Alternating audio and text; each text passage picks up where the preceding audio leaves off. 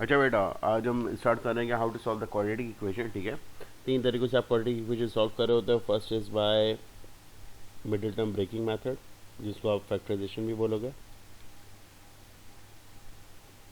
Second होता है completing the square.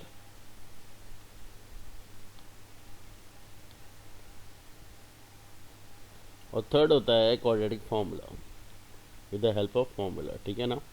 आज हम फर्स्ट टॉपिक कर रहे हैं, मतलब फर्स्ट तरीके से हम इसको सॉल्व करके दे रहे हैं। मिडिल टर्म कैसे ब्रेक होती है, बिल्कुल बेसिक रखना है चीज़ों को, कोई परेशान होने की ज़रूरत नहीं है।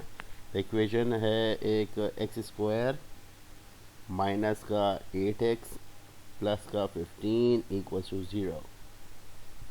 सबसे पहले कोफिशिएंट समझो होता क्या है। कोफिशिएंट बेसिकली जो वेरिएबल्स के साथ होता है वो कोफिशिएंट कहलाता है। जो एक्स स्क्वायर के साथ कोफिशिएंट होता है वो ए कहलाता है। समझ आ गई बात या नहीं आई? जो एक्स के साथ कोफिशिएंट होता है वो बी कहलाता है। जिस कोफिशिएंट में एक्स नहीं हो या फिर एक्स की पावर हो 0 वो कहलाता है सी। तो अगर हम यहाँ पे बात करें तो ए बेसिकली होगा 1 हमारा, हाँ है ना? क्लियर है यहाँ तक? अच्छा जाओ, बी है वो आपका होगा माइनस का 8 और सी क्या होगा बेटा 15। यहाँ तक क्लियर है? सबको क्लियर है? कूल। अब यहाँ पे करना क्या है आपने, सर मिडिल टर्म का मतलब है बी को तोड़ो, क्योंकि उसके अंदर मिडिल टर्म है। सही है ना? बी को कैसे तोड़ा जाएगा? आपने ए एज इट इज़ लिखा, बी एज इट इज़ लिखा और इक्वल टू 0 कर दिया। यहाँ तक क्लियर है? सबसे स्टार्टिंग में ए और सी को मल्टीप्लाई करवाया जाता है। अगर आप यहाँ पे देख रहे हो तो 15 को 1 से मल्टीप्लाई करवाना पड़ेगा। 15 1 से 15, 15 का एलसीएम ले लो, 15 का एलसीएम लो, ऐसे फैक्टर बनाओ, ऐसे फैक्टर्स बनाओ कि क्या बन जाए, एड सब्ट्रैक्ट करके 8 बन जाए। सही है ना? मैं 3 और 5 पे ले रहा हूँ। 3 5 से 15, 5 1 से 5, सिंपल है, इजी है। 3 5 से क्या होता है बेटा 15, और 5 और 3 को ऐड करो तो आई गेट द 8। सबसे पहले यहाँ पे साइन देखो बेटा, यहाँ जो साइन होगा वो इनमें से जो बड़ा नंबर होगा उसको लगेगा। तो माइनस का 5x, यहाँ तक आई बात? समझ में नहीं आई? अब मुझे ऑपरेशन के हिसाब से साइन रखना पड़ेगा। मुझे ऐड करवाना है ना, अगर यहाँ माइनस है तो अगले को भी क्या साइन देना पड़ेगा? माइनस का, क्योंकि माइनस और माइनस प्लस हो जाएंगे और माइनस का एटेक्स दोबारा से बन जाएगा। समझ आई? दोबारा रिपीट कर रहा हूँ, जो यहाँ पे साइन होगा वो मुझे बड़े नंबर को देना है, दूसरे नंबर को जो साइन देना है वो डिपेंडिंग ऑन द ऑपरेशन जो मुझे परफॉर्म करवाना है उसके हिसाब से साइन देना है। क्लियर? 4 टर्म हो गई हैं, इन दो से अलग कॉमन, इन दो से अलग कॉमन। अगर आप यहाँ से कॉमन उठाते हो तो एक्स उठाया, एक्स दोनों के पास है, एक्स माइनस का 5 बच गया। यहाँ तक क्लियर है? यहाँ पे देखो बेटा 3 नंबर है जो कॉमन है, बट मैं माइनस का 3 उठा रहा हूँ तो यहाँ पे क्या बचेगा? एक्स बचेगा पॉजिटिव में। अब मुझे अंदर ऐसे साइन रखना है कि यहाँ पे प्लस आ जाए, तो माइनस का क्या रखना पड़ेगा? 3 5 से 15। याद रखना ये दोनों ब्रैकेट सेम आ रहे होंगे। देयरफॉर आपका आंसर क्या बनेगा सर? x माइनस का 5 है और सेकंड क्या बनेगा आपका? x माइनस का 3 इक्वल्स टू 0। सर ये फाइनल आंसर नहीं है। If you need to find the solution of it, तो आपने इस फैक्टर को इक्वल्स टू 0 रखना है और इस फैक्टर को भी इक्वल्स टू क्या रखना है? 0 रखना है। तो then you will get 2 answers. तो क्या बनेगा आपका? x माइनस 5 इक्वल्स टू 0 पहला और x माइनस 3 इक्वल्स टू 0 दूसरा। तो पहला आंसर क्या आ रहा होगा आपका? x इक्वल्स टू 5 आएगा एंड दूसरा आंसर क्या आएगा? x इक्वल्स टू 3 आएगा। Got it? ये तो वो है जिसके अंदर कोफिशिएंट जो है वो आपका जो ए वाला कोफिशिएंट है, दैट इज 1। बट अगर हम कोई और क्वेश्चन उठाते हैं, लेट सपोज कि एक मैं क्वेश्चन ले रहा हूँ मैं यहाँ पे,